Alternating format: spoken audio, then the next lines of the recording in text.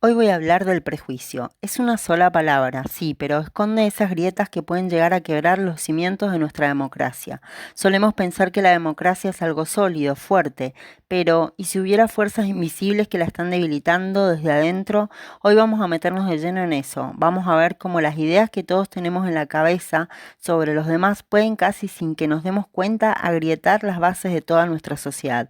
Y el punto de partida de todo es el prejuicio social. Son esas ideas que nos formamos sobre otras personas sin conocerlas de verdad, basándonos solo en etiquetas, en estereotipos. Es como un atajo mental que toma nuestro cerebro, pero puede tener unas consecuencias enormes para todos. Y aquí es donde está la clave de todo, porque el prejuicio no es una simple opinión inofensiva, ataca directamente al corazón de la democracia, de la igualdad, a la participación y al respeto. No es un problema secundario, es una amenaza directa al sistema que nos ampara.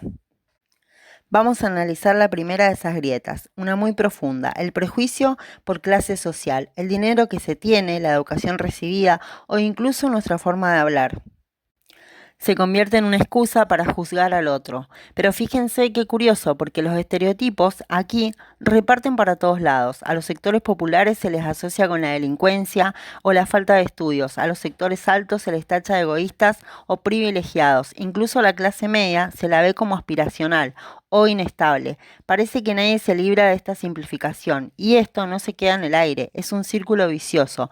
Un prejuicio lleva a la discriminación social y esa discriminación cierra puertas a buenos trabajos o a una buena educación, y esa falta de oportunidades que hace refuerza el prejuicio del principio. El resultado final es este, así de claro, la promesa de igualdad, que es la base de cualquier democracia, se rompe en pedazos, porque si las oportunidades que tienes en la vida dependen de la clase social en la que naces, entonces la palabra igualdad se queda vacía. Pero la clase social es solo una de las grietas, hay otra igual de profunda, el prejuicio de género, esas ideas que tenemos tan dentro sobre los roles que la sociedad nos dice que tenemos que cumplir. Esto seguro que les suena. Las mujeres a la casa, los hombres no lloran, son como cajas en las que se nos intenta meter desde que nacemos. Moldes que al final limitan el potencial y la libertad de todo el mundo. Da igual el género, y este gráfico lo deja clarísimo. Una de las consecuencias más tangibles es esta, la brecha salarial. Muestra cómo por hacer el mismo trabajo los hombres suelen recibir un salario mayor que las mujeres. Esta es una desigualdad que se puede contar, que se puede medir, pero la brecha salarial es solo la punta del iceberg. El problema es mucho más grande. Hay menos oportunidades de ascenso para las mujeres, un reparto de las tareas del hogar que casi siempre se inclina hacia ellas, y en el extremo, que es terrible, la violencia de género. Cada uno de estos puntos es un eslabón de la misma cadena, y con esto podemos decir que cuando más de la mitad de la población no puede participar en igualdad de condiciones, el motor de la democracia se oxida. Y una sociedad que funciona a medias no es una sociedad sana, y una democracia no puede permitirse ese lujo. Y así llegamos a una tercera área, que es enorme y compleja, el prejuicio por identidad. Aquí vamos a hablar sobre orientación sexual y de origen cultural, que aunque son cosas distintas, vamos a ver que el mecanismo de exclusión que provocan es dolorosamente parecido.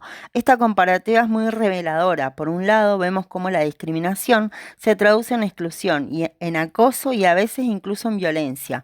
Por otro lado, el prejuicio por la cultura de alguien lleva al rechazo de sus tradiciones, discriminación de inmigrantes y a esa idea tan peligrosa de que hay culturas superiores. Las formas cambian, pero el resultado, la exclusión, es el mismo. El ataque al final va a los cimientos de nuestra convivencia. Por un lado se rompe la igualdad ante la ley y por otro se derrumba la libertad individual, la libertad de ser, de amar, de creer. Son dos pilares sin los que ninguna democracia puede estar en pie. Y con todo esto llegamos al desafío central, porque la lucha contra el prejuicio no es un debate más, no es algo secundario, es una cuestión de supervivencia para cualquier sociedad que se llame a sí misma democrática. Es la tarea que define si avanzamos juntos o nos rompemos por dentro. Entonces, ¿cómo la combatimos? El camino parece tener cuatro pasos claros. Primero, respeto. Respeto a cada persona. Segundo, valorar la diversidad no como un problema, sino como nuestra mayor fortaleza. Tercero, garantizar una igualdad de oportunidades que sea real. Y cuarto, animar a que todo el mundo participe. Al final, todo se resume en esto. Superar los prejuicios es en realidad poner en práctica la democracia, es promover el respeto, la inclusión y la igualdad de oportunidades para que tengamos una sociedad más fuerte y sobre todo más justa para todos. Y nos vamos con esta reflexión. ¿Puede una sociedad prosperar de verdad si está silenciando el talento y el potencial de una parte de su gente?